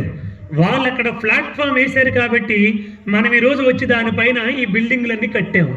ఆ ఫౌండేషన్ స్ట్రాంగ్గా ఉంది కాబట్టి మనం ఈరోజు ఈ బిల్డింగ్లన్నీ కూడా కట్టగలుగుతున్నాం. ఆ బయట భజనలకి అంత శక్తి ఉంది. అక్కడ ఏముంది? భగవంతుడి యొక్క నామం ఉంది. ఆ భగవంతుడి యొక్క నామాన్ని చక్కగా చెబుతూ వచ్చారు. శివాయ నమః, ఓం నమః శివాయ, శివాయ నమః, ఓం నమః శివాయ నమః, ఓం నమః శివాయ, శివాయ నమః, ఓం నమః శివాయ. అలా అవకాశం చిక్కినప్పుడంతా కూడా మనము శివుడి యొక్క నామాన్ని, లేదా మనకి ఏ నామం ఇష్టమైతే ఆ నామాన్ని, నాకు సాయిబాబా గారి నామం ఇష్టం, నాకు భక్తిని, జ్ఞానాన్ని, ఈ శక్తిని ఇచ్చినటువంటిది భగవాన్ సత్యసాయి బాబా వారి దగ్గరికి వెళ్ళిన తర్వాత నాకు ఈ భక్తి వచ్చింది కాబట్టి వారే నాకు సర్వస్వం అనుకుని నేను స్మరిస్తూ ఉన్నాను. బాబా గారు ఈ లోకానికి చేసినటువంటి గొప్ప సేవ ఏమిటంటే, మనము విశ్వ హిందూ పరిషత్ ద్వారా, ఆర్ఎస్ఎస్ ద్వారా, సమరత సేవా ఫౌండేషన్ ద్వారా, అనేక విభాగాల ద్వారా మన హిందూ ధర్మాన్ని మనం చాటి చెబితే స్వామి హిందూ ధర్మము, హిందూ మతము అన్న పేరు ఎత్తకుండానే ప్రపంచంలో 180 దేశాల వాళ్ళందరూ కూడా పుట్టపర్తి వచ్చేలాగా చేసి మన కట్టు, మన బొట్టు, మన సాంప్రదాయము వాళ్ళు పాటించేలాగా చేసి వాళ్ళందరి చేత కూడా, అంటే హైందవుల చేత కాకుండా ముస్లింల చేత, క్రైస్తవుల చేత, జైనుల చేత, బౌద్ధ మతస్థుల చేత మన సనాతన ధర్మాన్ని రామ, కృష్ణ, గోవింద, వాసుదేవ, నారాయణ అని చెప్పి వేదాలు, ఋగ్వేదము, యజుర్వేదము, సామవేదము, అధర్వణ వేదము వాటన్నింటినీ కూడా చెప్పేలాగా చేశారు. సహస్రశీర్ష పురుష సహస్రాక్షాతు సహస్రపాతు సభూమిం విశ్వతో వృత్వా అత్యతిష్టదశాంగులం పురుష ఏ వేదగం సర్వం యద్భూతం యశ్చ భవ్యం ఉతామృతత్వశేషా వృణీమహే గాతుం యజ్ఞాయ గాతుం యజ్ఞపతయే దైవీ స్వస్తిరస్తు నః స్వస్తిర్మానుషేభ్యః ఊర్ధ్వంజిగాతు భేషజం శన్నో అస్తు ద్విపతే శంచతుస్పతే అంటూ ఫారినర్స్ చేత, అంటే ముస్లింల చేత, క్రిస్టియన్స్ చేత కూడా వేదాన్ని నేర్చుకునేట్టుగా చేసి వాళ్ళందరి చేత వల్లింపజేశారు భగవాన్ శ్రీ సత్యసాయి బాబా వారు. ఎక్కడ నోటితో హిందూ మతం అని పేరు వాడలేదు, హిందూ ధర్మం అని వాడలేదు, చేయించింది మొత్తం అదే చేశారు. అంటే మనం ఏదైతే నోటితో చెప్పి చేసామో ఆయన చెప్పకుండా చేశారు. ఎందుకంటే దైవాంశ సంభూతులు కాబట్టి వాళ్ళ తాలూకా విధానం వేరేగా ఉంటుంది, వాళ్ళ లక్ష్యం వేరేగా ఉంటుంది, వాళ్ళ శక్తి వేరేగా ఉంటుంది. వాళ్ళ చూపులతోనే వాళ్ళ పరివర్తన తీసుకొచ్చేస్తారు. గురువులు ఏమన్నారు మనకి? సూచక గురువు, వాచక గురువు, బోధక గురువు, పరమ గురువు, నిషిద్ధ గురువు అని చెప్పి 5 రకాల గురువులు ఉన్నారని చెప్పి మనకి శాస్త్రంలో చెప్పబడుతూ వచ్చింది. అలా స్వామి వాళ్ళందరిలో పరివర్తన తీసుకుంటూ వచ్చారు. అందుకని పవిత్రమైనటువంటి ఈ జన్మను ఇప్పుడు సార్థకము చేసుకోకపోతే, మరలా వెనక్కి వెళ్ళిపోతే చాలా ఇబ్బందులు పడతాం. అందుకని ఎప్పుడు కూడా వాయిదా వేయకూడదు అని చెప్పారన్నమాట. ఒకసారి రావణ వధానంతరము కూడా రావణుడు నేల కొరిగి ఉండిపోతే లక్ష్మణ స్వామిని పిలిచి రాముడు అన్నాడంట, నాయన వెళ్ళి ఆ రావణాసుడి దగ్గర నువ్వు ఎంతవరకు ఏం తెలుసుకున్నావో అడిగి తెలుసుకొనిరా అన్నాడు. లక్ష్మణుడు అన్నాడు, అన్నయ్య వాడు మూర్ఖుడు, వాడికి అడగమంటావు ఏమిటయ్యా అంటే, నేను చెబుతున్నాను కదా వెళ్ళి అడిగిరా అన్నాడంట. అంటే అప్పుడు ఆయన వెళ్ళి అడిగాడంట, రావణాసుర నేల కొరిగిపోయావు, 10 శిరస్సులు కూడా ఖండించబడ్డాయి, శరీరంలో సర్వ అవయవాలు కూడా శుష్కించిపోయిన అన్ని కూడా కొట్టబడ్డాయి, మరి కొద్దిసేపట్లో ప్రాణాలు వదిలిపెట్టేస్తున్నావు, 20,000 సంవత్సరాలు అఖండ భూమండలం మొత్తాన్ని గడగడగడగడలాడించావు కదా, అసలు నువ్వు ఏం తెలుసుకున్నావో చెప్పు అని అన్నాడంట. అంటే రావణుడు అన్నాడు, నిన్ను ఎవడైతే పంపించాడో వాడినే వచ్చి అడిగి తెలుసుకోమని అన్నాడు. వీడికి చచ్చినా ఇంకా ఈ పొగరు పోలేదు అనుకున్నాడు. అనుకొని రాముడి దగ్గరికి వెళ్ళాడు. అన్నయ్య, నేను చెప్పాను కదా, వాడు విండనయ్య మూర్ఖుడు అంటే, లేదు నాయన, వాడికి సకల శాస్త్రాలు తెలుసు, 64 కళలు కూడా తెలుసు వాడికి. ఇంకా నాకైనా 35 విద్యలు తెలుసు, వాడికి 64 విద్యలు తెలుసు నాయన. వెళ్ళినటువంటి వాడు కాలుకి నమస్కారం చేసి కాలు దగ్గర ఉండి అడగాలని వాడికి తెలుసు. నువ్వు వెళ్ళి తల దగ్గర నించొని అడిగేవు కదా, అందుకే వాడు చెప్పలేదు అన్నాడంట. ఊరిని ధర్మ సూక్ష్మాలు అనుకొని ఇప్పుడు వెళ్ళి అడుగు అన్నాడంట. అప్పుడు లక్ష్మణుడు మరలా వెళ్ళి రాముడికి నమస్కరించి, మరి కొద్దిసేపట్లో ప్రాణాలు వదిలిపెట్టేస్తున్నావు రావణాసుర, రావణ బ్రహ్మం అన్నటువంటి పేరు నీకు, 20,000 సంవత్సరాలు ఈ భూమండలాన్ని గడగడలాడించావు కదా, ఏం తెలుసుకున్నావు నువ్వు చెప్పు అని కాలుకి నమస్కారం చేసి అడిగితే, నాయన నేను ఏం తెలుసుకున్నానంటే లక్ష్మణ అని లక్ష్మణుని దగ్గరికి పిలిచి, నేను ఈ భూమి నుంచి స్వర్గానికి నిశ్చన కట్టాలనుకున్నాను. నాకు నిజంగా అంత శక్తి ఉంది, కానీ తర్వాత చూద్దాములే అని వాయిదా వేసేసాను. ఈ సముద్రాన్ని మొత్తాన్ని కూడా పాల సముద్రముగా మార్చాలనుకున్నాను. నాకు నిజంగా అంత శక్తి ఉంది, తర్వాత చేద్దాములే అని వాయిదా వేసేసాను. కానీ ఆ శూర్పణఖ వచ్చి సీతమ్మ యొక్క అందచందాల గురించి చెప్పి, నీ దగ్గర 9 భార్యలు ఉన్నారు, ఈ 9 భార్యలు కూడా ఆ సీతమ్మ కాలి గోటికి కూడా సరిపోరు అని నాకు సీతమ్మ అంగాంగములను వర్ణించి చెప్పగానే వెంటనే వెళ్ళి ఆవిడ్ని ఎత్తుకుని వచ్చేసాను. కాబట్టి లక్ష్మణ, నేను ఈ లోకానికి ఇచ్చే సందేశం ఏమిటంటే, మంచి పనిని ఎప్పుడు వాయిదా వేయకుండా తక్షణమే చెయ్యండి, చెడ్డ పనిని వీలైనంత వరకు వాయిదా వేయండి. ఇదే నేను ఈ లోకానికి ఇస్తున్న సందేశం అని చెప్పాడంటండి. చూడండి, మంచి పనిని ఎప్పుడు కూడా వాయిదా వేయకూడదు, చెడ్డ పనిని సాధ్యమైనంత వరకు కూడా వాయిదా వేస్తూనే రావాలి. చెడ్డ పని చెయ్యాలనిపించగానే చేసేయకూడదండి. దీని పర్యవసానం ఏమిటి? ఇప్పుడు మనకి డబ్బులు ఉండొచ్చు, తెలివితేటలు ఉండొచ్చు, శక్తి ఒంట్లో బలం ఉండొచ్చు అండి. శంకరాచార్యులు ఏమన్నారు? మా కురుదన జన యవ్వన గర్వం హరతు నిమేషాతు కాలః సర్వం. మా కురు ధన జన యవ్వన గర్వం హరతు నిమేషాత్ కాలః సర్వం. ఇప్పుడున్నటువంటి ధనము కానీ, ఇంద్రియ నిగ్రహము కానీ, ఇవన్నీ కూడా భగవంతుడు ఒక్కసారి ఇలా ఉపసంహరించాడంటే అడ్రస్ లేకుండా చనిపోతావు. ఎంతోమంది చనిపోయారు, శరీర అవయవాలు కూడా దొరకలేదు, తెలుసు కదా మనకి. అటువంటిది నువ్వెంత, నీ బ్రతకనగెంత. కాబట్టి ఒంట్లో శక్తి ఉండేటప్పుడే రామనామాన్ని స్మరించు, శివుడి యొక్క నామాన్ని స్మరించు. రేపు మాపను వాయిదా వేసావంటే అప్పుడు స్మరించలేవు నాయన. పద మనుచు కింకరులు పాసము లాగడి వేళ, లవలవమనుచు బంధువులు బయట పెట్టడి వేళ, హాలు బిడ్డలు అన్నదమ్ములక మరి లేడని మీద పడి రోధించడి వేళ, సాధ్యమగున హరినామస్మరణ నీ నోట పల్క. అప్పుడు హరి గురించి స్మరిద్దామంటే వీలవుతుందా? అప్పుడు వీలవదే. ఎప్పుడు పోతావు, నీకేమైనా గ్యారంటీ ఉందా? పంతులు గారి దగ్గరికి వెళ్తే ఇప్పుడు మాకు ఆశీర్వచనం చేశారు లోపలికి వెళ్ళగానే. ఏమని?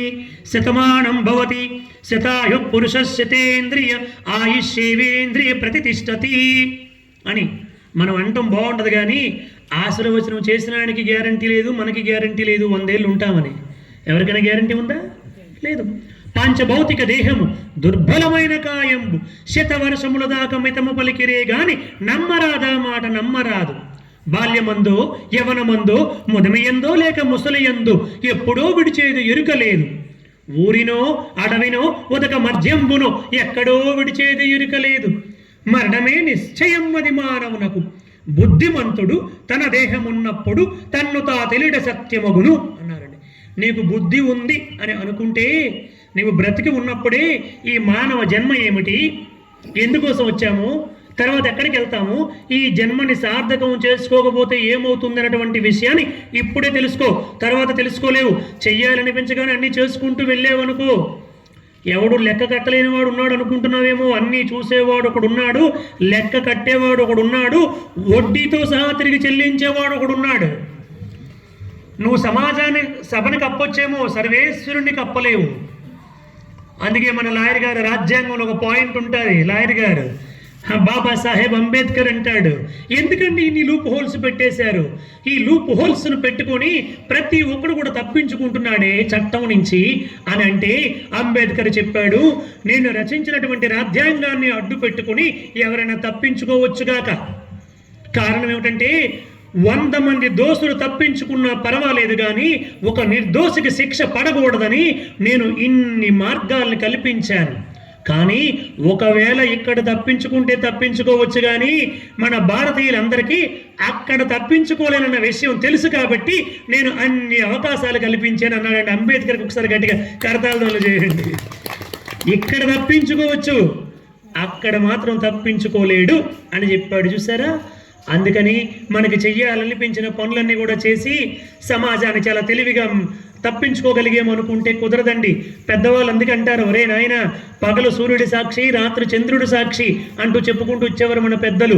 పంచమహాభూతాల సాక్షి మనం ఎప్పుడు ఎక్కడ ఏం చేస్తున్నామో ఎవరు చూడకుండా చేయడం అనేటువంటిది అసాధ్యము. నువ్వు ఎన్ని అబద్ధాలు ఆడుతున్నావో, ఎన్ని మోసాలు చేస్తున్నావో, ఏం చేస్తున్నావో నీ లోపలే ఆయన ఉన్నాడు. నీ లోపల ఉన్నవాడిని నువ్వు గుర్తించలేకపోయినా బయట ఉండేవాడిని గుర్తిస్తే నీకు అర్థమవుతుంది. అది తెలుసు కాబట్టి యుద్ధానికి కయ్యానికి కాలు దువ్వునటువంటి అర్జునుడు ఆ యొక్క యుద్ధ భాగ్యంలోనికి తీసుకొని అంటే యుద్ధ సభలోనికి తీసుకొని వెళ్తే కురుక్షేత్రంలోనికి ఆపేసి దిగిపోయి నాకు యుద్ధం వద్దు మహాప్రభు వెళ్ళిపోదాం పదన్నాడండి. ఏ అర్జునుడైతే అంతవరకు ఎప్పుడు దొరుకుతాడా ఆ కర్ణుడు, ఎప్పుడు దొరుకుతాడా దుర్యోధనుడిని చూసినటువంటి వాళ్ళు చివరికి పాపం అంటే ఎంత భయపడ్డారో చూడండి. మనకి గ్రామాల్లో కూడా ఉంటారు, చాలా రకరకాల కుటుంబాల సమస్యలు ఉంటాయి. ఇంకా విలేజ్లోనైతే రాజకీయ సమస్యలు చాలా తీవ్రంగా ఉంటాయి. ఈ రాజకీయాలు వచ్చిన తర్వాత ఆ ఉద్దేశము బాగుపడాలని కానీ బాగుపడినటువంటిది చాలా తక్కువ అండి, చాలా నష్టపోయింది చాలా ఎక్కువ. దాని ఉద్దేశం బాగుపడటమే కానీ బాగుపడిన దానికంటే నష్టపోయినటువంటి శాతం ఎక్కువ ఉంటుంది. కులాల మధ్య, మతాల మధ్య, ప్రాంతాల మధ్య చిచ్చు పెట్టి ఇప్పుడు ఎవరికైనా ఒక సహాయం చేద్దామన్నా చివరికి ఏ స్థాయికి వచ్చారంటే వీడు మన పార్టీయా కాదా అన్న స్థాయికి వచ్చారు. చివరికి నాలాంటి ఉపన్యాసకులు చెప్పుకున్నటువంటి వాడికి కూడా సహాయం చేయాలన్నా కూడా వీడు ఎవరి పార్టీ, పోయినసారి వీడు ఏ పార్టీ వెనకాతలు తిరిగాడు అని ఆలోచించుకునే పరిస్థితికి వచ్చేసారు. ఎంత బాధ కలుగుతుందంటే నీకు భగవంతుడి అధికారం ఇచ్చినటువంటిది అది నిజంగా నువ్వు ఉపయోగించుకుంటే అది నీకు మోక్షాన్ని ఇస్తుంది ఖచ్చితంగా. అది నీకు సమాజానికి సేవ చేయడానికి ఇవ్వబడింది ఆ బాధ్యత. అది గ్రామ సర్పంచ్ కావచ్చు, మండల ప్రెసిడెంట్ కావచ్చు, ఎమ్మెల్యే కావచ్చు, మినిస్టర్ కావచ్చు, ముఖ్యమంత్రి కావచ్చు, ప్రధానమంత్రి కావచ్చు, రాష్ట్రపతి కావచ్చు, ఏదైనా కావచ్చండి. సమాజానికి సేవ చేయడానికి ఇచ్చినటువంటి పదవది. కానీ చివరికి ఏమైపోయింది, అది స్వార్థ స్వప్రయోజనాల వల్ల సమాజానికి సేవ చేసిన దానికంటే హాని చేసిన భాగం ఎక్కువైపోతుంది ప్రస్తుత రాజకీయాల్లో. నాకు చెప్పాలంటే కూడా భయం వేస్తుంది. ఎందుకంటే ఇక్కడ కూడా ఎవరైనా రాజకీయ నాయకులు ఉన్నారనుకోండి బాధపడతారు, ఏదైనా అనుకుంటారు. కానీ చెప్పడం ఒక ధర్మం ఉంది కాబట్టి చెబుతున్నాను అన్నమాట. అది ఒక క్రమేపీ తెలియకుండా మా గ్రామంలో మా సొంత పెదనాన్న కొడుకండి. నేను ఆధ్యాత్మికులు ఉన్నాను, వాడి కర్మ అలా రాసిపెట్టి ఉంది. వాడు సింగిల్ డే అయినా సర్పంచ్ అవుదాం అనుకున్నాడు. వాడు పాత సినిమాలో ఉంటుంది అన్నమాట, సింగిల్ డే అయినా సీఎం అవ్వాలనుకున్నాడు. నూతన ప్రసాద్ ఏ సినిమా నాకు గుర్తులేదు. సర్పంచ్ అవుదాం అనుకున్నాను. అప్పటికి చెప్పా, ఎందుకురా నువ్వు సేవ అనుకుని దిగుతావు, అక్కడ సేవ చేయడం అంటూ జరగదు, అదంతా ఒక ప్రపంచం అని చెప్పా. వాడు నా మాట వినలే. మా సొంత పెదనాన్న కొడుకు అనుభవం చెప్తున్నానండి. నీకేం అనుభవం ఉందా అంటే నా అనుభవంలో చెబుతున్నా. వాడు వినలే, దిగాడు. దిగిన తర్వాత ఇంకా మరి పూర్తిగా అందరికీ తన వెనకాతలు తిప్పుకోవాలంటే ఊరికి తిరుగుతారు. ఏమిటి జనాలు ఏమైనా పిచ్చోలా? ప్రతిరోజు సాయంత్రం అవ్వగానే ఒక 20 మందికి 20 క్వార్టర్ల మందు ఇవ్వాలి. 20 క్వార్టర్లు మందిస్తే ఆ 20 మంది వచ్చి ఆయన దగ్గర కూర్చుంటారు. వాళ్ళందరి ముందు ఇటు కుర్చీ మీద కాలు వేసుకొని కాలు ఊపుకొని ఏంట్రా ఏం చేశారా అని అనడానికి 20 క్వార్టర్లు ఇటు ఖర్చు. అదండి. అలా వాళ్ళు మెల్లిగా ఆ క్వార్టర్ అందుకున్నంత వరకు అక్కడ కూర్చుంటారండి. ఆ క్వార్టర్ అందుకున్న వెంటనే సరే బాబాయ్ తెల్లి వస్తాం అనుకుని ఆ క్వార్టర్ అందుకున్న వెంటనే వెళ్ళిపోతారండి. ఒరే 20 క్వార్టర్లు ఖర్చు అయిందని కోపంతో వీడు 2 క్వార్టర్లు తాగేసి పడుకుండిపోయాడు వీడు. వాళ్ళందరూ ఒక్కొక్క క్వార్టర్ ఇస్తే వీడికి విపరీతమైన టెన్షన్ ఎక్కువైపోయి ఏమిట్రా వీళ్ళు ఇంకా నేను మాట్లాడుతుంటే మాటలు పూర్తవ్వకుండా వెళ్ళిపోయారని వీడు 2 క్వార్టర్లు తాగేసి పడుకుండిపోయాడండి. ఇలా 5 సంవత్సరాలు అయ్యింది గోవింద. ఆ తర్వాత 5 సంవత్సరాలకి 1,50,00,000 రూపాయలు అప్పయ్యాడు. 1,50,00,000 అప్పయ్యాడండి. వాళ్ళ అమ్మ నాన్న కష్టపడి వాడికి 5 ఎకరాల పొలాన్ని సంపాదించి పెడితే ఊర్లో అందరి ముందు కాలు మీద కాలు వేసుకొని కూర్చోవాలనుకొని డిగ్నిటీగా తిరగాలి, అందరూ మనకి నమస్కారం పెట్టాలి, అందరూ అది కాదండి, సేవ చేయడానికి ఇది ఇచ్చారు. నమస్కారం పెట్టినా పెట్టకపోయినా వచ్చే నష్టమే లేదు. ఇప్పుడు నాకు మీరు ఎవరు నమస్కారం పెట్టలేదు అనుకోండి, నాకేమైనా ప్రమాదం అండి? పుట్టపర్తి సాయిబాబా గారికి ఎవరు నమస్కారం పెట్టలేదు, ఆయనకి నష్టమా? ఆయన విమర్శించే వాళ్ళు ఈరోజు కూడా ఇంకా ఉన్నారు మహాత్ములు, ఆయనకి ఏమైనా నష్టం ఉందా? తిరుపతి వెంకటేశ్వర స్వామి దగ్గరికి వెళ్ళినటువంటి వాళ్ళు చాలామంది ఉన్నారు, ఆయనకి ఏమైనా నష్టం ఏంటి? మనకు కావాల్సింది మన సాధన, మన భక్తి, మన ఇది. ఈ పొలిటికల్లోకి వచ్చి వాళ్ళు అలా అయిపోయాడు. చివరికి 5 సంవత్సరాలు అయిపోయింది, పదవి అయిపోయింది, ఇంకొకరు గెలిచారు, ఒక్కడ కూడా వాడు ఇంటికి వస్తే ఒట్టు అంతే. పదవి అయిపోయినంటే మరి ఎవరు రాలే. చివరికి 4 ఆవులు కొనుక్కొని 5 ఎకరాలు పొలం అమ్మేసి షార్ట్ ఒక టీషర్ట్ వేసుకొని పాలు తీసుకుంటాడు ఆవులకి, డైరీ ఫారం పెట్టుకుంటాడు. మీకు నవ్వు రావచ్చండి, నాకు లోపల చాలా గుండెల్లోంచి బాధ ఉంది. మేము పుట్టపర్తి నుంచి వెళ్తే వాడు గట్టిగా పట్టుకుని ఏడ్చి, సోదరా నువ్వు ఎంతో ప్రేమతో చెప్పావు, నేను నీ మాట వినలేదు, నువ్వైనా దేవుడి కోసం డబ్బులు ఖర్చు పెట్టావు, సమాజానికి వచ్చినటువంటి వాళ్ళకి మీ ఇంట్లో ఎప్పుడు కూడా 10 మంది సత్సంగ సభ్యులు వచ్చేవారు, గురువులు వచ్చేవారు, పెద్దవాళ్ళు వచ్చేవారు, వాళ్ళందరికీ భోజనాలు అవి ఇవి మంచి చెడ్డ చూసేవాడివి, నీకు డబ్బులు ఖర్చు అయినా నీ అకౌంట్లో పుణ్యం పడింది, నాకు డబ్బులు ఖర్చు అయినా అకౌంట్లో పాపం తెచ్చుకున్నాను, నన్ను క్షమించని ఏడ్చాడండి. చూసారా, డబ్బు ఇద్దరివి ఖర్చు పెట్టాము, కానీ ఒకరు డబ్బేమో పుణ్యాన్ని తీసుకొచ్చింది, ఒకరు డబ్బేమో పాపాన్ని తీసుకొచ్చింది. చూసారా, అందుకని ఇదేది కూడా పర్మనెంట్ కాదు.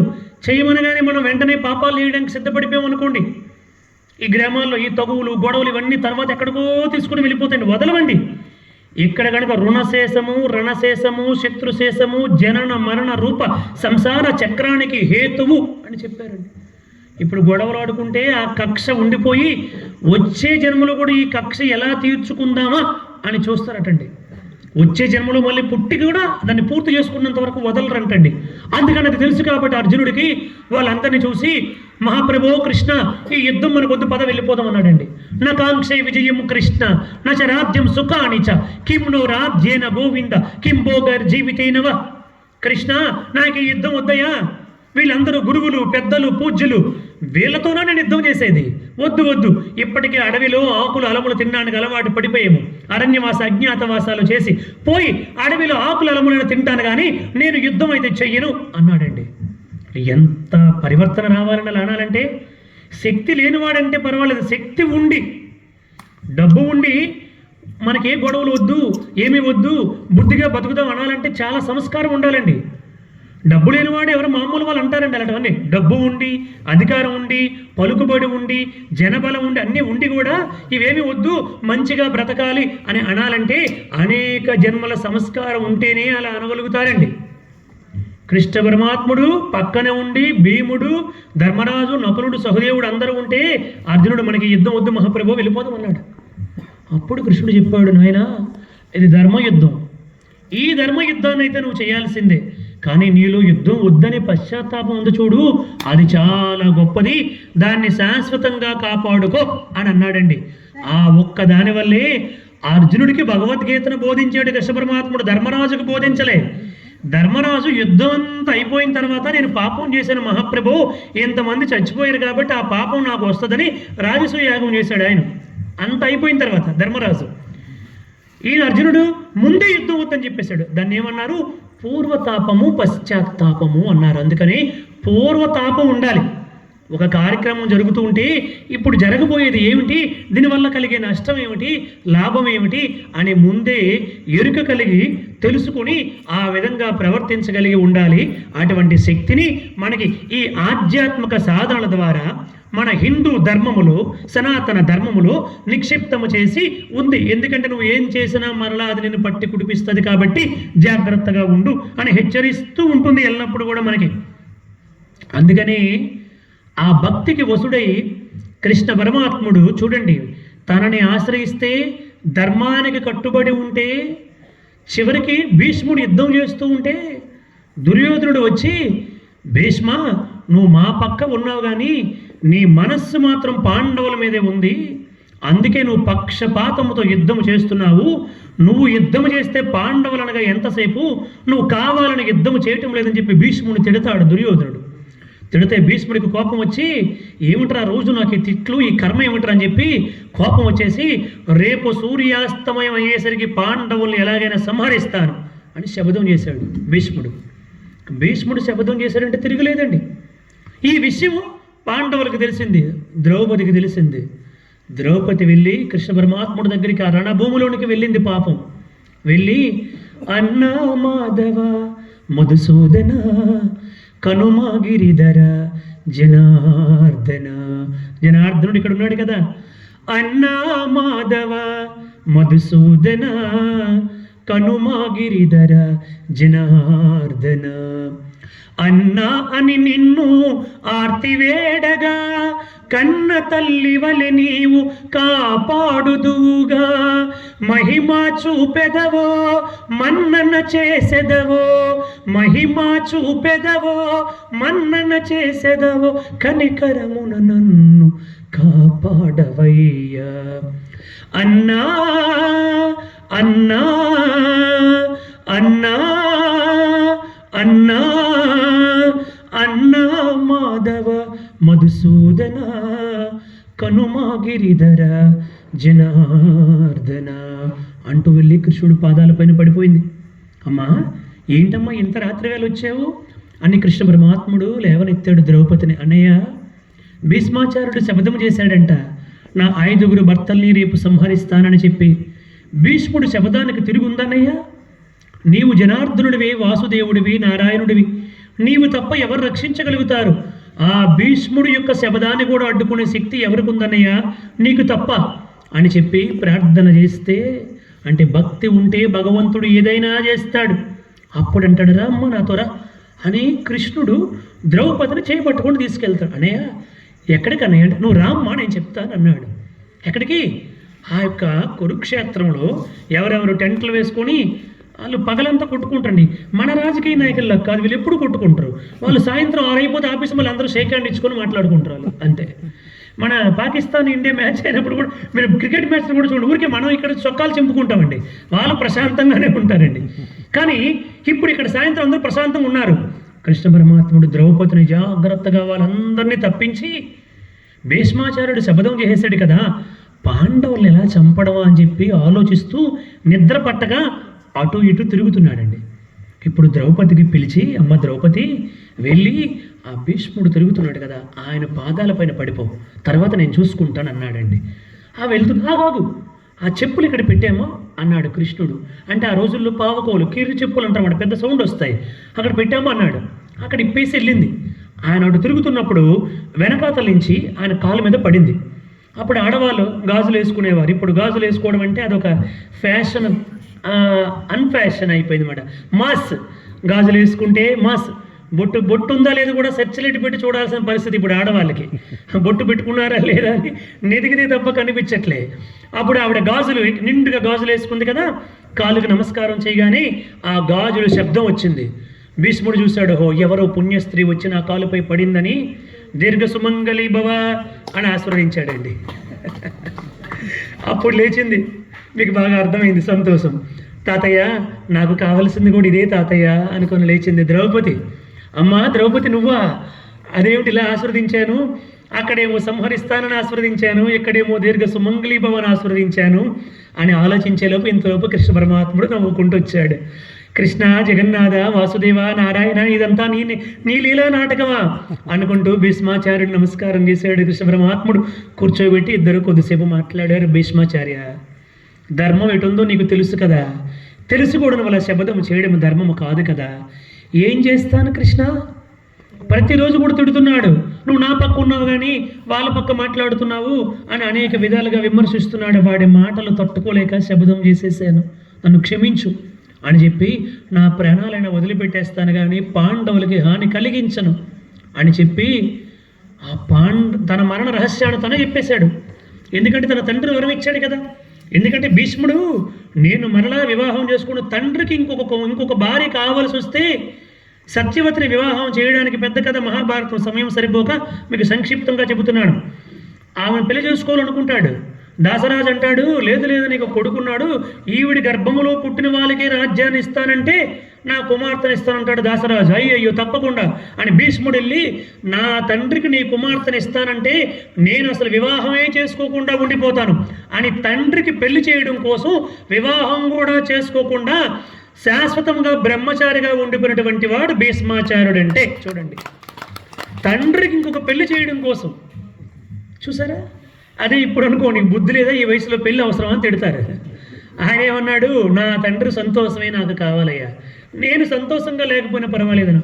అటువంటి వాడు భీష్మాచార్యుడు. స్వయం మరణం అని కోరుకుంటే తప్ప మరణం రాదు.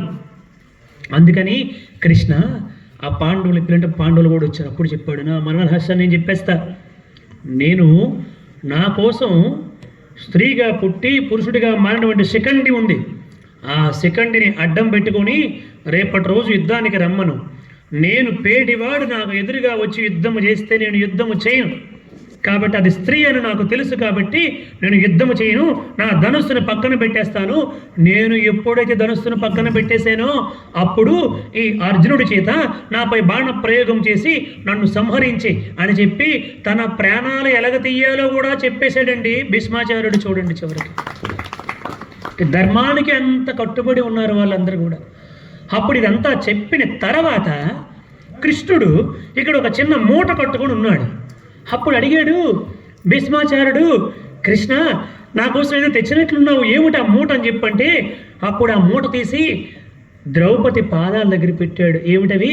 ద్రౌపది అక్కడ వదిలేసినటువంటి చెప్పులు కృష్ణ పరమాత్ముడు మూట కట్టుకొని తెచ్చాడండి. అప్పుడు భీష్ముడు చూసి వెంటనే గ్రహించి, జగన్నాథ ఎంత భక్త పరాధీనుడివయ్యా, నీ భక్తురాలు ఈ చెప్పులు వేసుకొని వచ్చిందని, ఈ చెప్పులతో ఒకవేళ నడిస్తే ఆ శబ్దం వచ్చి నేను ఇటువైపు చూస్తే ఆవిడ ద్రౌపదిని తెలుసుకొని ఆవిడికి దీర్ఘ సుమంగళి భవ అనే ఆశీర్వచనం చెయ్యనని ఆవిడ చెప్పుల్ని నీ యొక్క ఉత్తరీయంలో మూట కట్టుకొని తెచ్చి నా చేత దీర్ఘ సుమంగళి భవ అని ఆశీర్వచనం చేయించావంటే భక్తులు చెప్పులు కూడా మోసే భగవంతుడు నీవయ్యా అని చెప్పి పడి పడి ఏడ్చాడండి భీష్మాచార్యుడు. తన భక్తుల కోసం ఆ చెప్పులు కూడా ఉత్తరీయంలో మూట కట్టుకున్నాడండి కృష్ణ పరమాత్ముడు. చూడండి, మనలో భక్తి ఉంటే, మనలో సమాజానికి ఏదైనా సేవ చేయాలని ఒక చిన్న భావన ఉంటే, నా కంఠములో ప్రాణం ఉన్నప్పుడు నేను ఈ లోకానికి ఏదో ఒకటి చెయ్యాలి అని నువ్వు ఒక్క అడుగు వేస్తే ఆయన నీకోసం 100 అడుగులేసి నీకు అన్ని ఏర్పాట్లు ఆయన చేసి అన్నీ ఆయనే చేసి నువ్వే చేసావు అన్నట్లు నీకు కీర్తిని, శాశ్వతమైనటువంటి ఆనందాన్ని ఇస్తాడు పరమాత్ముడు. చూడండి, జై బోలో శ్రీరామచంద్రమూర్తికి, సీతామాతకు, లక్ష్మణ స్వామికి. అందుకని ఎల్లప్పుడూ భగవంతుణ్ణి కోరుకోవాలి. అంత ఆంజనేయ స్వామి అంత యుద్ధము చేసి ఏమన్నాడు, దాసోహం కౌశలేంద్రశ్య, నేను రాముడి యొక్క దాసుడు, నేను నిమిత్త మాత్రుడు అన్నాడు. యుద్ధం జరుగుతున్నప్పుడంతా కూడా రామనామాన్ని స్మరించాడు. మన జీవితం అన్నటువంటిది ఒక యుద్ధం. నువ్వు కారులో ప్రయాణం చేసావా, బస్సులో ప్రయాణం చేసావా, ఉద్యోగానికి వెళ్ళావా, వ్యాపారానికి వెళ్ళావా, ఏమి చేసావన్నటువంటిది కాదు, ఎల్లప్పుడూ కూడా యుద్ధమే. ఆ యుద్ధములు ఎల్లప్పుడూ దైవనామాన్ని స్మరిస్తూ ఆ యుద్ధము చెయ్యి. ఎల్లప్పుడూ మా మనుస్మర యుద్ధచే అన్నాడు. నన్ను స్మరిస్తూ యుద్ధము చెయ్యి, నీకు విజయం తప్పకుండా వస్తుంది. భగవంతుని నామాన్ని స్మరిస్తూ చేస్తే నీకు పెద్ద ఆపద రావాల్సింది చిన్న ఆపదతో పోగొడతాడు. నీకు కాళ్ళు తీసేవలసింది వేళ్ళుతో ఆపెడతాడు. నీకు 1,00,000 రూపాయల నష్టం రావాల్సింది 10,000 నష్టంతో ఆపుతాడు. ఎప్పుడు నీకు ఆయన పైన విశ్వాసం ఉంటే. నీకు విశ్వాసం లేకుండా నన్ను నేనే కాపాడుకుంటాను, నన్ను నేనే రక్షించుకుంటాను. భూలోకంలో ఒకసారి గొడవ జరుగుతూ ఉంటే నారాయణుడేమో లేచి పరిగెత్తుకుంటూ వచ్చాడంట.